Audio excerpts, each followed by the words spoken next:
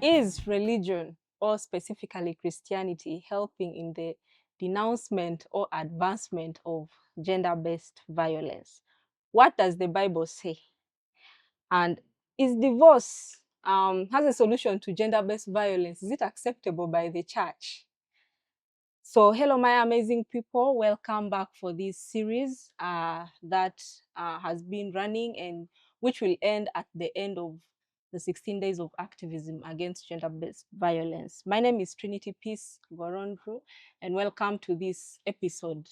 So as you all know, this episode was inspired by my recently published book that talks about gender-based violence and the silence that surrounds it.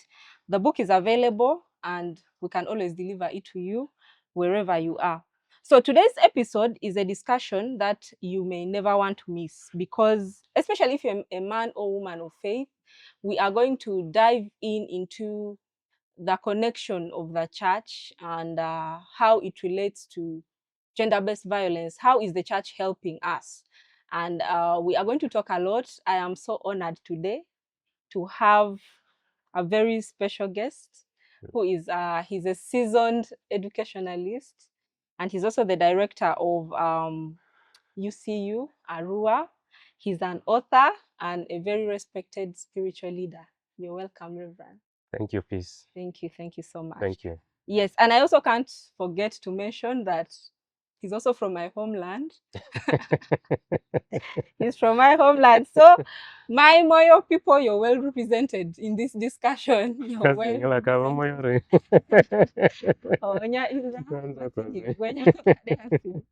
Yes, yeah.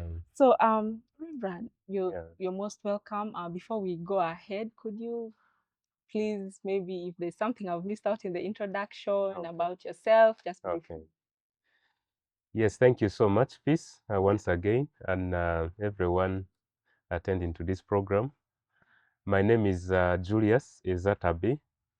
I am a priest in the Church of Uganda under the Diocese of Madiani West Nile, whose headquarters is here in Arua, just in Mvara. I am also a teacher. I trained as a secondary school teacher, first as a teacher, and then later I joined the church ministry. Okay. And currently, as you said, I work at Uganda Christian University, and particularly the campus that is here in Arua, which we call UCU, Arua Campus. I am delighted for this invite to be hosted on this program. It's a very pertinent issue of discussion because it is a national issue. It is also an issue that affects families. Of course, it spills over to the nation. So, and also there is a religious and academic dimension to the same. So I am happy to be discussing on the issue of gender-based violence, especially from a religious perspective. Thank you. Thank you so much, Reverend. We are so grateful that you honored our invite. And I think we can just kick off. We can kick off with a discussion. To begin with, as a religious leader, I know you interact with people at different capacities and different levels. So as a religious leader, what does gender-based violence mean to you and the fight against it? First of all, in my view, gender-based violence is any sort of violence, either physical or perhaps even emotional, that is targeted towards a particular gender, especially taking advantage of this particular gender, or because the person belongs to this gender,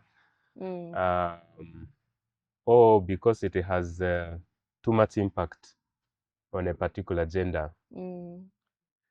And this gender-based violence is something that is so much into the society, and it's not only here in Africa, but it's a global issue. The global statistics show that at least 1 in every 3 women encounter gender-based violence, whether it is sexual or it is other violent kind of abuse against the female gender. Mm. So looking at every 1 in 3 women, that is quite statistics of concern. Mm. Because if you meet 3 women and out of 3, at least 1 has been abused, that is a lot. Yeah. So the statistics of Uganda, especially currently, we see that about 53% of Ugandans are women. Mm. So that means out of this 53, at least something close to 30% 30%. or so Mm. are women who have experienced gender-based violence. And so it is an issue that we cannot sit on, an issue that we have to talk about at all levels, whether it means at the family level, because statistics also show that sometimes this violence happens between persons who are intimately related, either husband and wife, or even a father and a daughter, or also something like that. And so at all levels, we have to talk about it from all perspectives, religious perspective, even a cultural perspective, and even bringing on the weight of academics and so on. I think for me, gender-based violence is something which is of a great concern.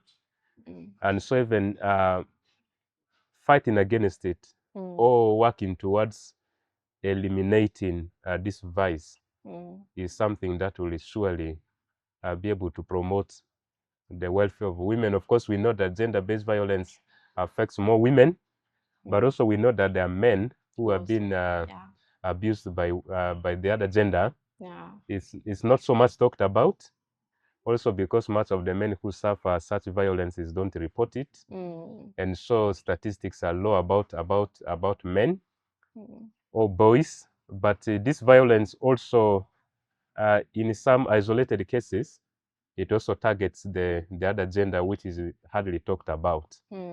But I know the widespread violence is against the women and girls, or the female gender. And I think it's something that by all means, everyone must be able to participate in eliminating this kind of violence. Thank you so much, Reverend, for your detailed viewpoint on gender-based violence in a general way. So we are going to now come into the side of the church. Yes, we're going to come into the side of the church.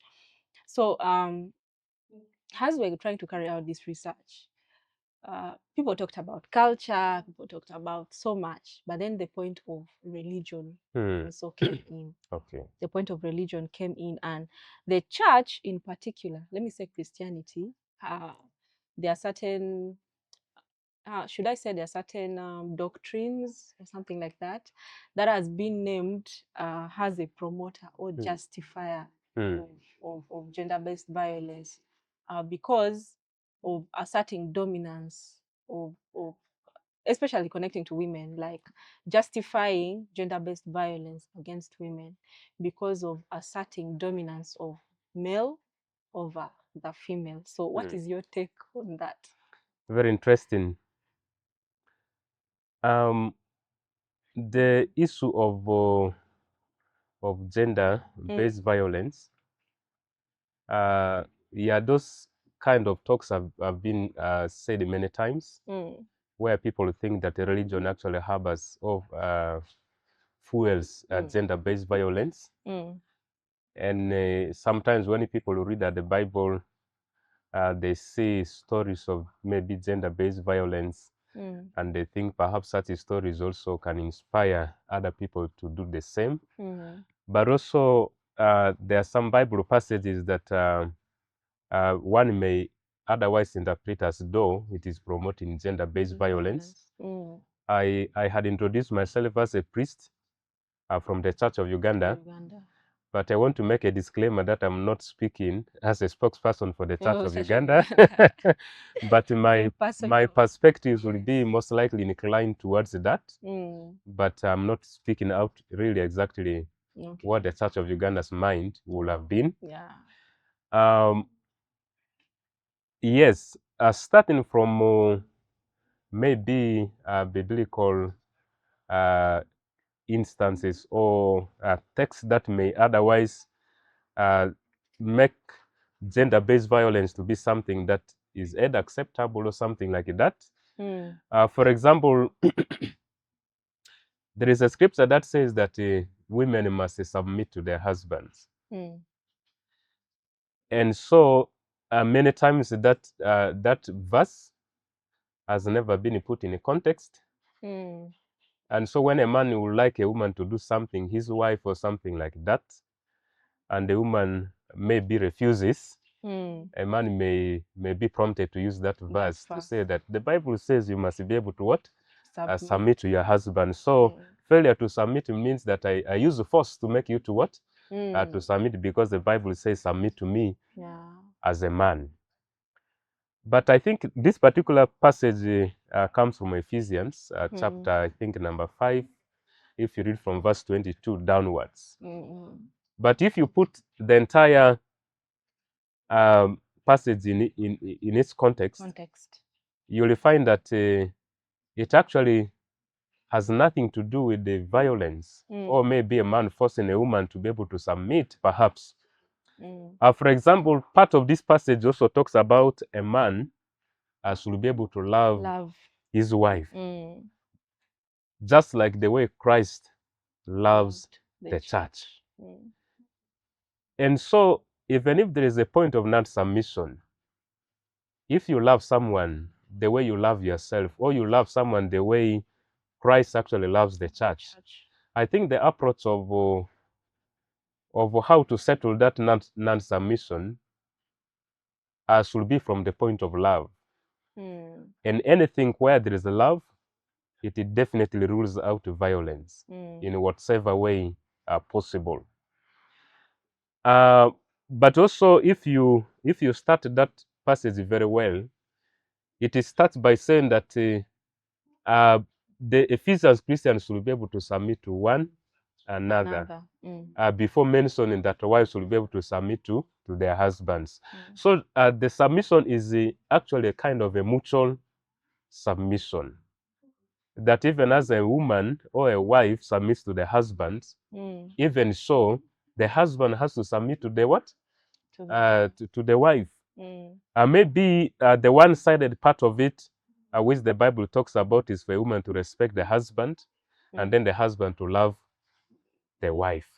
And so if you look at the intersection of these three issues, submission, respect, and love, and you blend these three very well, I do not see any point where anything like maybe solving non-submission issues or non-respect issues should be approached from what? From the point of violence. Otherwise, what will it justify as a man who decides to batter your wife, beat your wife? Have you taken note that you are supposed to love this person in spite of? So I think justifying gender-based violence from points like that, for me, really, it doesn't hold water. But of course, there is that ego, perhaps in men, and so sometimes people stop to read the passage at a particular point and forget about the obligation, what the particular passage also puts on them. And therefore, you find that someone ends up not only abusing women, but also abusing scriptures. Which I think is very unfortunate. But also, of course, we know for a very long time, the leadership of the church has been dominated by men. And that has not changed so much even up to today, that even when you find that the church has actually more women attending to church programs, but yet the church is majority led by what? By men. And so it can be possible that not so much attention may be paid even when maybe drafting church programs and activities that would otherwise attend to some of the issues of women. Perhaps that can make it possible that maybe not every detail may be paid to ensure that there is a harmonious living between men and women. I know a lot of things are changing, but the church, yes, is still dominantly led by men, Mm. even though it is dominantly visited by women. Mm. And I think that is something that maybe the church may have to keep thinking about. Mm. Yes, thank you so much, Reverend, for that detailed explanation connecting to the issue of the stand of Christianity, what the Bible says, and when it comes to gender-based violence. I am a Christian as well, and I think what summarizes us, our faith, is the aspect of love. Yes. So if there is love amongst each other, you Yes. find it covers. The Yes. Bible says it covers. First Corinthians chapter 13, verse 13 says that love is above hope, faith, above those two things. But also in Romans, the Bible again says that love covers a multitude of sins.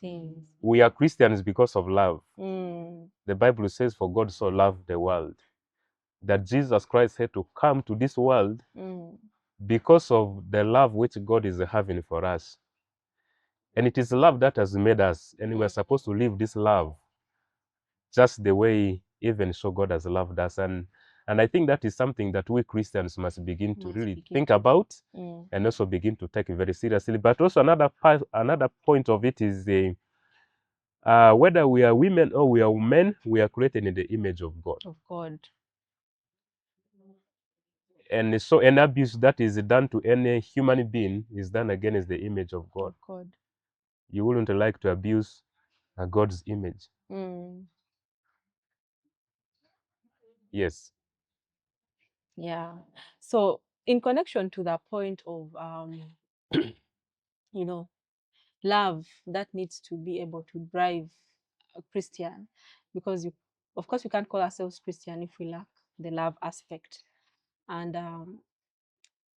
now when it comes to the domestic setting, you find that domestic violence, there are cases where maybe someone is abused, and then when the church comes in, maybe they are cancelled, they come back together.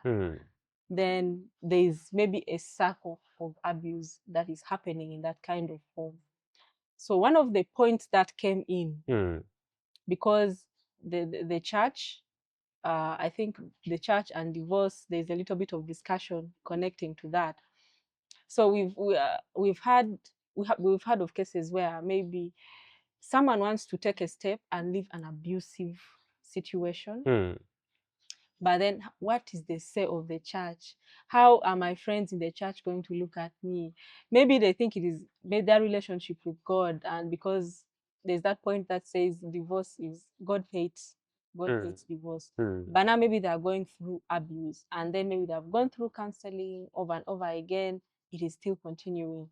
We've heard of cases where like someone even fears to now come in because of, sometimes even they could be church leaders.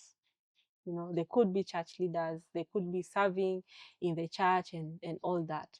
So what is your take? Good enough you said you're not representing the views of Church of Uganda. This is your personal view and as a church leader. What is your take on divorce as a solution to someone living an abusive environment?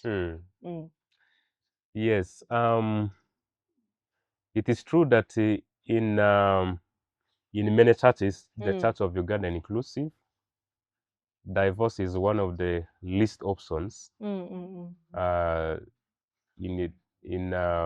far as maybe cases of cases of violence at that level, which occurs between a woman and a husband and a wife. For so many reasons. Of course, one of the reasons is biblical. One of the Bible passages you have already alluded to, where in the Old Testament, God says that he hates divorce. And yes, when you come down to the New Testament, you see something similar to that. When Jesus makes a point that Moses, in his laws, had been able to give in his laws has been able to ask the Israeli men to be able to issue divorce notice or divorce certificate because their hearts were stubborn. Otherwise, from the beginning, it wasn't like that. So you can say that it seems like from the beginning, the mind of God for marriage, the mind of God for a man and a woman is once married, are married for life. For life, yeah. And as we say in the church, until death will part the two. When one of the persons die, that is when one may be able to have the liberty, maybe either to remarry or something like that. So if we consider the greater stand of the church, it truly doesn't give a blue tick to divorce. And I think the issue here is the moment two people agree to stay together, my personal view is that these are people who have perhaps known each other, and even before they come to marry in the church, as we read the liturgy for marriage, there is a point where the priest will say that marriage is something that one should not hurriedly decide. And so we believe that when people agree to marry, most likely they have not hurried to marry. Someone is sure that I am marrying Mary because I've known Mary, or I am marrying Peter because I have known Peter. But of course, we know that sometimes when people are in courtship, not so many things come out. But also it is true that people change over time. That maybe the Peter you knew about 2 years ago, after you get married, 3 years down the road, this Peter changes. Peter becomes someone else. And so the person whom you think actually you wouldn't be able to experience violence from turns to become someone who perpetuates actually violence. And I would personally think that yes, I think the church's view should be given attention to, especially if the church will dedicate itself to support families that may either be experiencing violence or something of that sort. But also the problem, sometimes the church is not playing its role, especially in counseling and so on and so on. And so you find that people are abused, but they don't know where to go to. And sometimes also they come to the priest or they come to the pastors, but the pastors will tell them that you're supposed to submit to your husband. And so the abuse kind of continues to happen again and again. Now, I know in scripture, there are some instances where the Bible kind of makes a great statement where someone may think actually violence, divorce could occur in some cases. And one of it, of course, which Jesus mentions himself, I think in Matthew chapter 19, he talks about infidelity. But also, I can't spot the passage exactly, but somewhere Apostle Paul mentioned something to do with the abuse, especially this violent abuse that we are talking about here. I think we should maintain that really divorce will be one of the very, very least options. Unless if all the other options have failed. But of course, as you know, that as a church, we don't divorce. It's the courts to divorce. The church doesn't. The church does not divorce. If you want to divorce, the church cannot give you divorce certificate. It's the courts to assess whether the reason why you want to divorce is genuine, and it is the court also to be able to issue that certificate by law. It's not that the church does not want to divorce people, but also the church does not encourage divorce to happen that easily. I think also if the church openly says divorce is okay, I think many marriages, they just come and go marriages. And so I think the cup which the church is preaching from biblical perspective of preaching against divorce also saves Christian families, because you can't imagine a community where people working in marriage and today and tomorrow they divorce, today and tomorrow they divorce. That also has a lot of impact on the general community. But I think for me, my personal perspective will be, let the church try whatever they can try, whether it means referrals to professional counselors or whatever the case may be, to see how people who find themselves in a marriage but also in an abusive marriage, how they can be supported. And for me personally, on a few occasions, I have actually advised one or two marriages that I know is hitting a dead end, and I know that there is a looming danger, especially through this kind of violence, where either the woman is at risk of even losing his or her life. I have advised at least one or two couples for just maybe to try, maybe not divorce, but just to try to separate and maybe live apart for some time and see whether there will be some changes. It's something very difficult, especially where we have something which we regard as a divine law or a divine command, which speaks against divorce. But again, you see that as someone is really suffering at the brink of death because of abuse from someone else. And so sometimes it puts us as church leaders at a point of either paying attention to the divine laws, or to the other extent of sympathy and compassion, to see really what advice and guidance can you give to such a person. And I think maybe that dilemma may not be only my own. It may be a dilemma to many other pastors and Christian leaders who may be engaged in counseling as such people. But I think there is a point where if violence becomes too much to that extent that life is really at risk, I think if the couples really think that they can't work together, let them leave it to the courts to decide what to do. But as I said, the church by law does not divorce people. Yes, does not endorse. Even when we marry on behalf of the state. Yeah. Yes. So in connection to that, you've mentioned several points, and especially the stand of the church, which has been your emphasis. Now, if you're to look at the church and its leadership, you find they have a great influence over people, because that's where we come to find, spiritual guidance. And most times when a priest is involved, there's even the community really pays attention. Yeah, that's why in parties we find priests are there. In funerals, they're there to come to comfort. When it comes to whether in joy or sadness, most times the church is really involved, and especially this side of ours, the church is really involved and the leadership.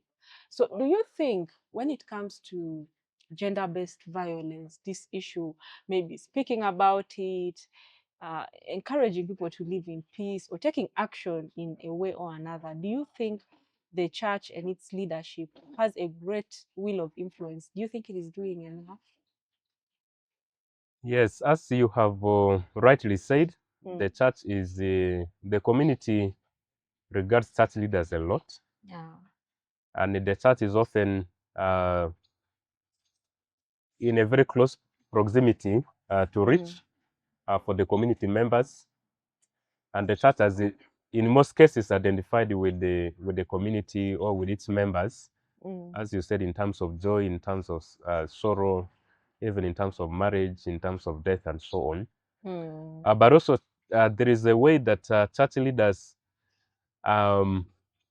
sometimes if followed in a very unique way, and even the political leaders have been followed. Yeah, I And so I think that places the church and its leaders at a very critical point of actually eliminating gender-based violence. I think looking at the church as an institution, say for example, if you look at the Church of Uganda as an institution, uh, engages in these 16 days of activism against gender-based violence. Wow. And every year he makes sure that at the provincial level, there is a participation, there is an effort that is being done to see that actually gender-based violence is paid attention to by the church with the view of actually ending this kind of violence. But the problem is sometimes initiatives like that does not cascade it down up to the grassroots level. And so you find sometimes even as the bigger church at a bigger level like that, there is something being done. But down here, you find that maybe the lower leaders of the church, maybe the parish priests, or sometimes the catechists, or the in the Church of Uganda, what we call the lay leaders, sometimes they may be actually out of touch with actually what should have been happening. At that bigger level, for things like yes, activism, it works a lot. For things like policy making, influence in policy making, it might work a lot. But the daily Christians who engage and interact with the church leaders do not even have time to interact with the Archbishop, perhaps. Some of them don't even know where the provincial headquarters is. But they know where the parish headquarters is. They know where the local church is, and that is where they go every day. And so I think as the church tries as much as possible to kind of really fight this kind of vice in the community, I think such initiatives must be able to see that at all roots of the at all hierarchies of the church, or at all levels, how the church can actively be engaged in fighting against this kind of vice. I think the church has a lot to do. Sometimes there is ignorance in many of the leaders. They do not know that actually they're holding a very powerful tool. But also sometimes the perspective of some of the leaders is also that which may otherwise influence gender-based violence, perhaps not with the all, but some. But otherwise, the church has a content. The church has a power. The church has a very big influence that is capable of, if the church uses that influence very well, that is capable of eliminating gender-based violence, or at least minimizing it. If at all it cannot be fully or totally eliminated. I'm aware that we are humans. Yes. And come 100 years to come, I can assure you, there will still be some sort of violence. Yes. But I think the efforts will be, the target is to eliminate it. But if we cannot achieve that target in the next 100 years, but at least we should be able to minimize, to see that our women, our girls are safe. And the church has a very big influence, looking at how the church is fully integrated with the community, and how also the followers of the church fully believe in whatever their leaders say. And so if every priest, every pastor, on a day like this, or on a week, or on a month like this, where there is an activism against gender-based violence, if every priest, every pastor, every catechist, every lay reader can come out and begin to talk about it, sensitize the Christians, I think there will be a very significant change. That is my view. Yeah, I really do agree. I think if the church could really come on board in the area of awareness, being able to speak about this, and even emphasizing on its standpoint when it comes to families, and because we are for this discussion, I know we are focusing on the domestic violence actually. Yes. So if the church can be able to come and talk about this, and emphasize on the need for people to live at peace. I think that will help because of the Absolutely. point Yes, of yeah. the church has an influence on people, and especially this side of ours, the church has a very, very great influence. Now, connecting to that, one of the issues that has been coming up is, the shame that is often associated with gender-based violence. It could be cultural. Most of the guests I've been having have been, referring to culture and all that. But if people usually don't talk about it. People don't talk about it until maybe when it now becomes such a Too much. huge deal.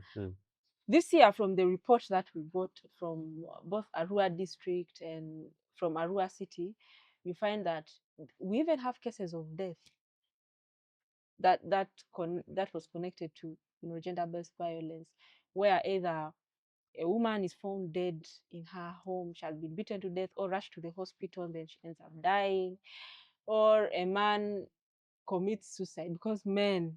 Yeah, we have cases of maybe a woman also beating. We've had actually that case, I think last year. I had it in Arua here. But most times men, maybe out of the psychological torture, you find most cases of men going to, taking on suicide has been connected to gender-based violence. And because especially men don't speak out easily, because the society says, you have to all act strong and that kind of thing. Yes.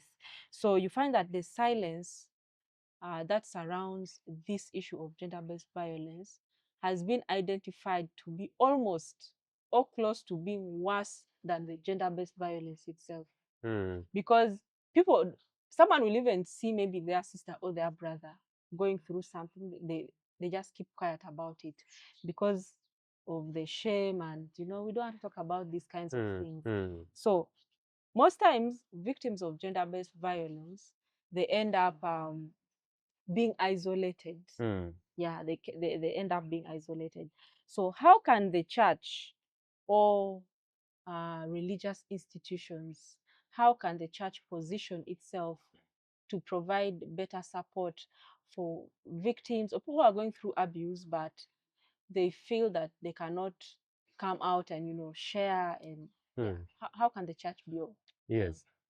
One of the greatest activists in the recent church history, although his activism was not against directly gender-based violence, but racial violence, that is Martin Luther King Jr. He says that not speaking against such evils is like siding with the perpetrators. And so if you know your congregation or your church members or in your community, people are suffering from gender-based violence, but you don't speak it, you don't speak against it, you don't, you don't advocate to end it. It's sort of siding with the perpetrators, with the evil. It's like saying that let the evil continue. And so, yes, I know, not only from the cultural point of view, even sometimes from the religious point of view. I mean, I am a priest. If I happen to be abusing my wife, there is that kind of, even when she would like to speak it out, some people may be telling her, but you'll assume you are our priest. Yes. How can you speak that, out? When people get to hear, people will, it will put the priest in shame. And I've given my example as a priest, for example, but I know maybe in the circle of women, in the circle of peers of women and so on, sometimes probably those kind of fear and shame could be true, where for some religious reasons you find that people think that you'll put the church to shame, maybe, or you'll put a particular individual who perhaps is prominent in the church, maybe one of the ladies leaders and so on. And so sometimes people fear to speak, and unfortunately At the time one is at the brink of maybe speaking out, you find that actually things have gone bad. Sometimes the people have lost some of their body parts because of that. People have got mental disturbance because of not speaking out. And so for me, I think the church should, number one, as you talked about sensitization, the church should really sensitize about gender-based violence. But also, can the church be a safe haven where whoever, whether it is a woman or a man, can easily report what has happened to him, but without it turning into later a kind of rumor mongering. You know, sometimes for us in the church, you know, when someone brings out his problem, you want to make it as a prayer item before other people, but so and so is suffering from this, and then before long, you know it, actually you're broken the news, and then it keeps circulating. And sometimes those are some of the issues that can actually keep people from speaking out, what they are undergoing.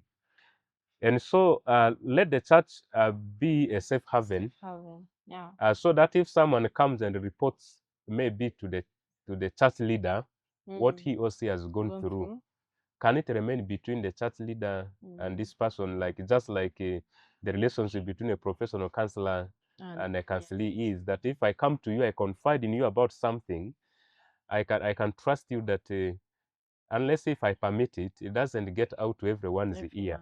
But also, when it is reported, can the church be able to move an extra mile to do something about it? So that Christians can look at the church as a safe haven. And I know there are many pastors who have taken that. I know there are many priests who have taken that, and they have really helped to see that men and women who are in conflict in their marriages are being supported out. But as I said, sometimes the other side is true, where you may think you're confiding in your priest or in your pastor, and then the next thing you know, the thing has become a prayer item in a fellowship, and then you find that the next time you fear to come out because you know you wouldn't like this thing to to spread like a wildfire. And so the church will be really a safe haven, but also I think let the church build the capacity of her leaders, not necessarily to become professional counselors, but at least to have some qualities of psychological counselors, so that they have the ability to be able to handle even cases like this gender-based violence. Things like continuous professional development for the priests and the pastors and the leaders or the catechists may help to build their capacity to know how to handle such cases whenever they come across. And of course, demystifying some of these biblical passages which have either been misinterpreted or that have been abused, and people keep using them to justify violence and perpetrate it. I think the church needs to demystify also that, so that people don't keep abusing the Bible, but also abusing their wives and their daughters or their husbands and their sons, which ends up being domestic violence. So can the church keep demystifying in the sermons, in the teachings that the church is giving, but also in the premarital counseling which the church is giving to these people who are getting married and tomorrow they may run into kind of violence? Can the church make it a point that some of these things can be brought on the table as discussion points before even these people get into that? For me, the priest who helped me and my wife to enter into marriage discussed some of these issues with us, and even before we entered into marriage, I promised my wife I'll never put my hand on her. And I can say that over the last now 14 years about, I have never slapped my wife. Maybe unless if it is an intentional psychological violence, where maybe out of my actions may get psychologically, tortured and abused.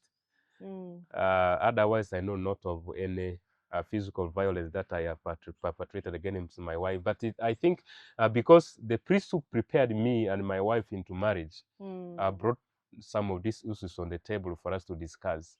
And so I think the church should help the young boys and girls or men and women who are getting married in the premarital counseling. Let there be sessions where people can talk about it. But also, even when people get married, can the church have annual marriage retreats or something like that, where couples can come together, or men and women can come together, and the issues like that can be discussed openly. Yeah. Yes, so I've picked so many points from there, and our viewers, I know they're also noting it. So in case you have any comments on what is being talked about, the role of the church and faith when it comes to gender-based violence, you can share it with us. We shall be able to connect with you in that point. So now, switching a little bit from the church to education. Okay. Yes, because I think my connection with you came on the side of Uganda Christian University. Yes, yes, yes. By the way, I'm an old girl. Did I say? Luminous. I'm an old girl. Yeah, from Uganda Christian University, creative writing class, and my book I think is a direct product of that class. So yes, yes. I really commend Thank you. what you've done, and being able to bring this up. This is as a result of it, yeah, because the book is making us talk about this. Yes, yes. So yes, that is really, really very commendable.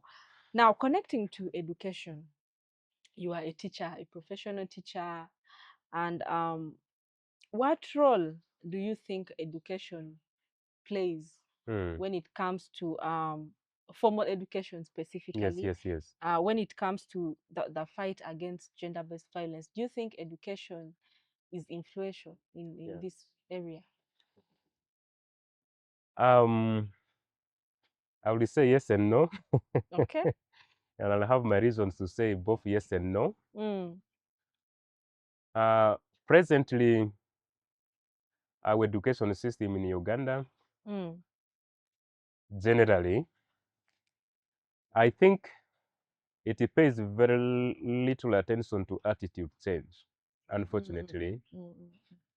Why? Because especially at the lower levels where people are just focused on passing, Exams. and so teachers, and it is worse in private schools where teachers try as much as possible to drive learners on how to answer questions and so on and so on.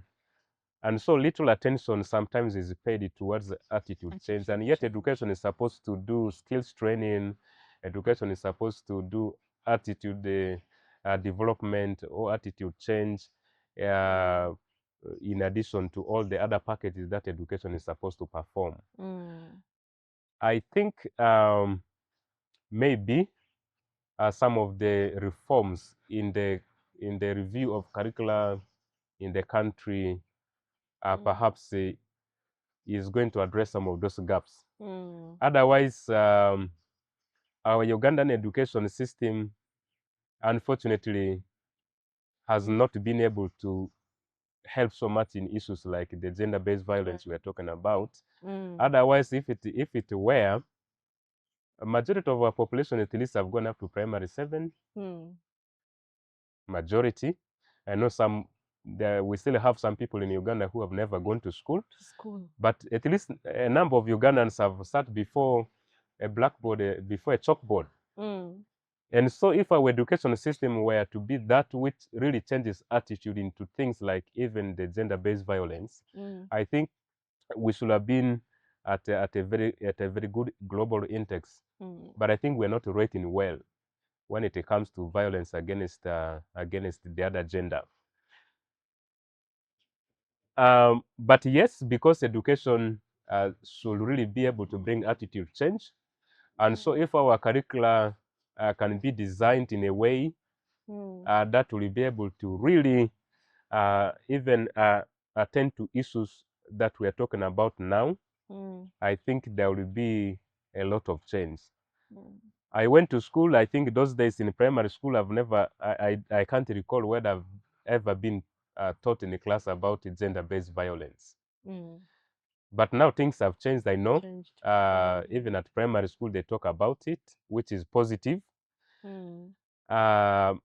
And so many other subjects keep bringing on board some of these issues so that they are talked about. Mm. But yes, education should be able to change Mm. the attitude of the community, Mm. especially in issues like gender-based violence and so many other things which actually education is supposed to do. Mm. Even included things like corruption in our country, which is becoming very rampant. Yeah.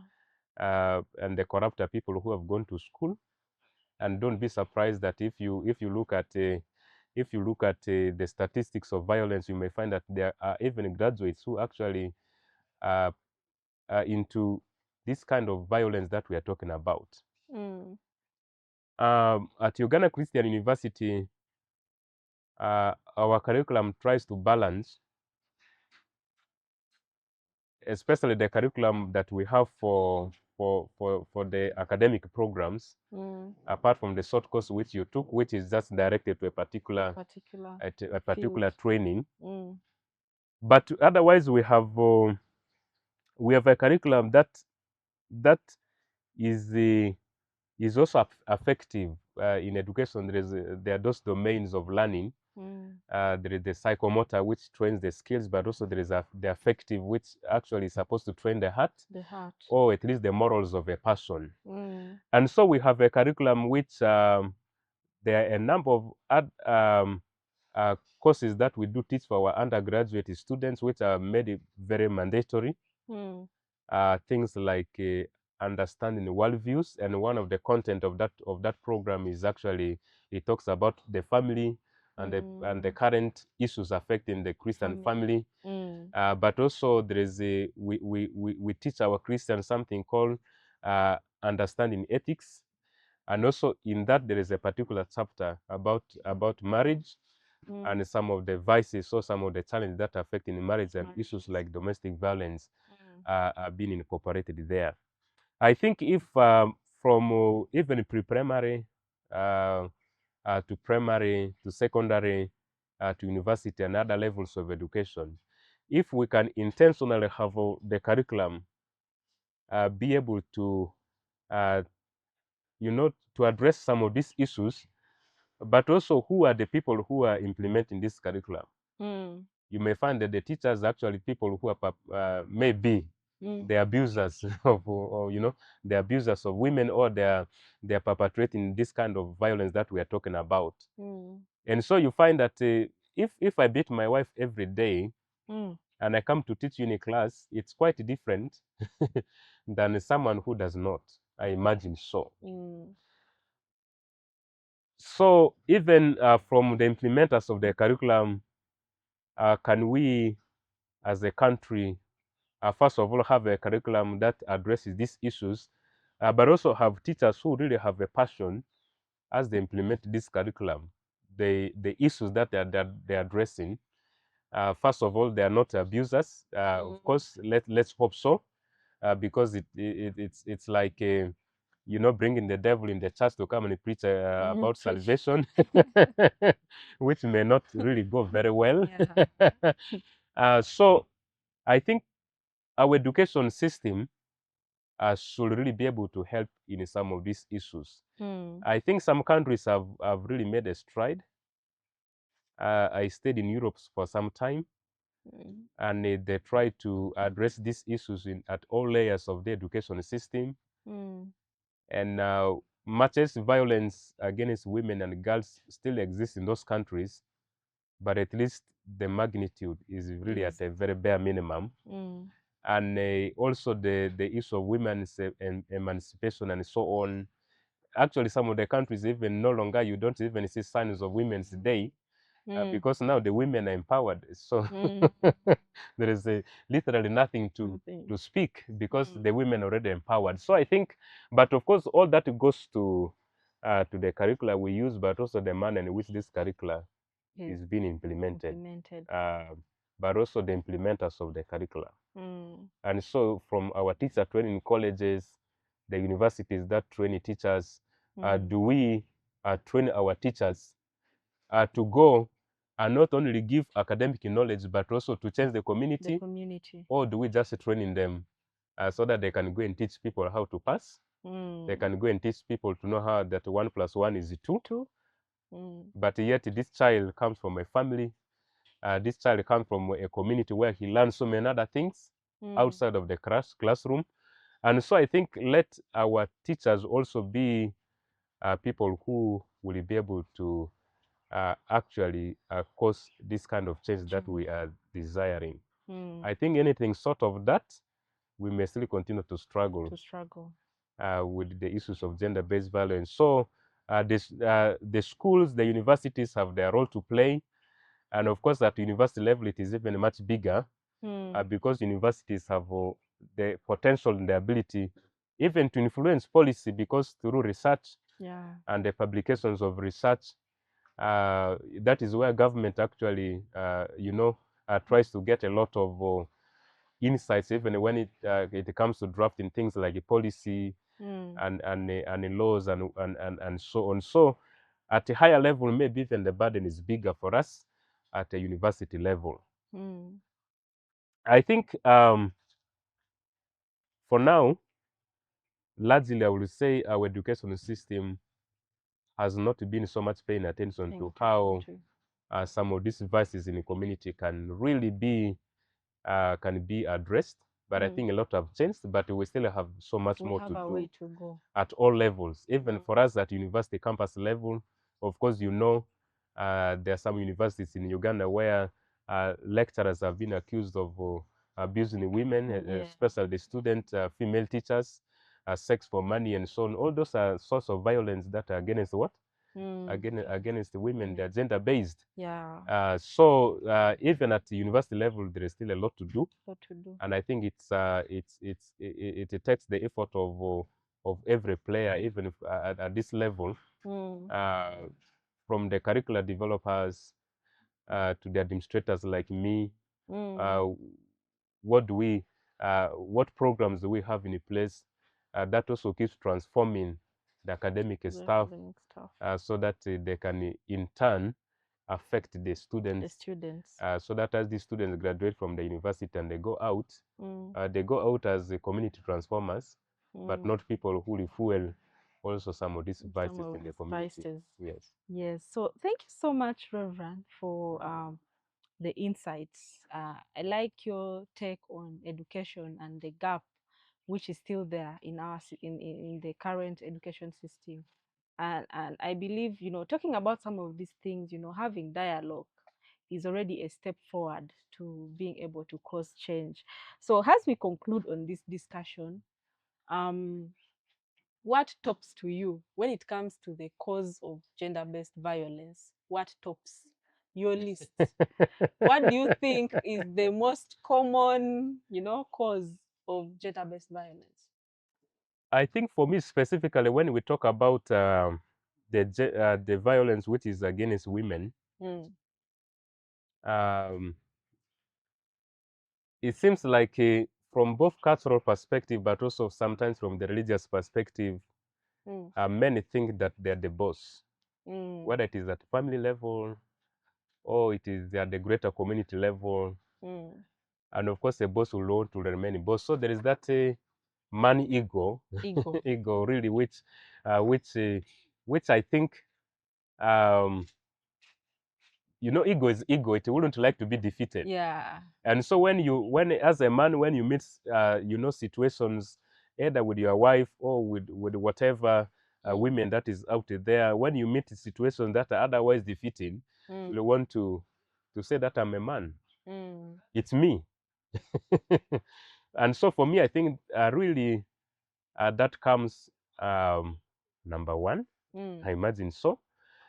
And so if men can be humble enough, if men can also acknowledge that women are created equal like in them, women they're human beings.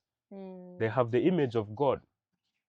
Maybe from the religious perspective, the only difference is that the Bible says that man was created first, and it is out of the man that the woman is created. But the Bible says that God says, let us create mankind in our own image, and God created the male and female. And so we are equal. We have, of course, the masculinity and femininity in men and women makes us different, but that should not be a point for us to look down on each other. Yeah. But of course, I think next to that, sometimes, of course, issues like poverty can really be a very big factor when it comes to gender-based violence, because if a man who is said to be the head of the family has failed to provide for the children's school fees, for food, the next thing the man will do is to drink, to forget those issues. And when he gets drunk, of course, he becomes the monster in the house, and anything can happen. So I think poverty is another very big issue. Of course, even people who are rich, there could still be some domestic violence that happens.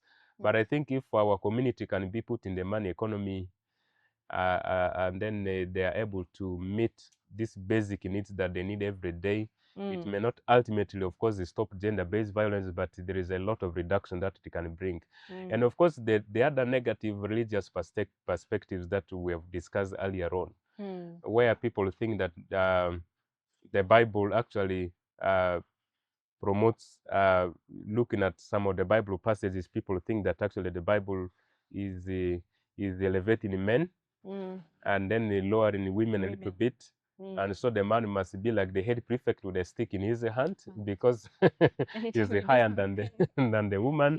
And then you find that people end up in this kind of situation of violence against women. So we cannot underestimate the influence which come from the religious part, even the cultural part. I think those are the four the four top for me, with which comes the ego in men, and then of course the widespread poverty in our community, and then the cultural factors and religious factors. Yes. Okay. So with that, we've come to the end of this. I wished we would have more time so that we will, talk about more things. But this is just one step that we've taken. I know we'll engage ourselves in various ways, different capacities. Please. Yes, and I hope you'll be back for us to discuss, even if it is not only gender-based violence, to discuss other things. Yes, but as we draw this, what message would you have? Maybe you could look directly into the camera. Yes. So what message would you have to someone out there, a victim, maybe I should say, who is going through something, going through abuse, going through violence, but they cannot speak up. They are just inside there. They can't even maybe share with even their closest friend or relative, and they don't know what to do. Yeah, from your perspective, as a teacher, as a religious leader, what would you tell them? I will first address myself to men. I know we have talked so much about the violence against the women, but my fellow men who are out there, just in case you are being abused by your wife, or at your workplace, maybe your boss is a woman and the boss is abusing you, taking advantage of you as a man, I want to say that please don't sigh out. Don't say that for me, I'm a man, I cannot speak it out, thinking that you should be able to keep, stand tall as a man. You'll find yourself rotting. I am appealing to you men who are out there, please reach out for help if you are being abused by any woman because of you being a man, or an abuse that is taking advantage of you as a man. But I also want to appeal to you men that these women are our wives, they are our mothers, they are our daughters, they are our sisters, our aunties. Let us have respect for women for the sake of humanity. if there are any differences between you and any woman outside there, be it your wife or whatever it may be, there are other non-violent ways in which those issues can always be addressed. So let us embrace non-violent means of solving our differences or conflicts which arise between us, other than engage in violence means of conflict resolution, especially at the family level. But also I want to appeal to my dear, all my fellow clergymen like me. Let us take up the fight against gender-based violence. The community there out there listen so much to us, and when we speak, they listen to us. One sermon in a year or in a month against gender-based violence may change a man who is abusing his wife. And so let us get engaged. Let us see how we can have activities in our churches, in our congregations, that can bring married people together, and we address these issues to them. But above all, let us also lead by example, especially those of us who come from churches where the clergy marry. Let us not abuse our wives, because the Christians may copy from us also. Gender-based violence costs a lot. It costs our country a lot. It costs families a lot. When we eliminate gender-based violence, when we put our efforts together to eliminate it, I can promise you our community will thrive, our society will prosper. And so let us join hands together at whatever level, family level, church level, local government level, at whatever level, to fight against this vice. Together, we are able to fight against the gender-based violence, and if not eliminate it, at least reduce it to a very bare minimum. Thank you. Well, with that, we've come to an end. We've come to the end of this particular episode. Thank you so much, Reverend. Thank you so much, Director, for being part of this. And I hope to have you back again. My pleasure. Yes. So to our dear viewers, I hope you've learned a lot. And as usual, we will get your feedback in the comment section. And then we have also opened up the platform in case you have any stories that you want to share, your experiences, your ideas about this issue. We've opened up our platform. Feel free to contact us. And yes, let's continue to speak about this. Otherwise, thank you so much for taking your time. I pray that you have a great week. I pray that you continue to remain blessed in whatever you do. Thank you. Thank you so much. God bless you.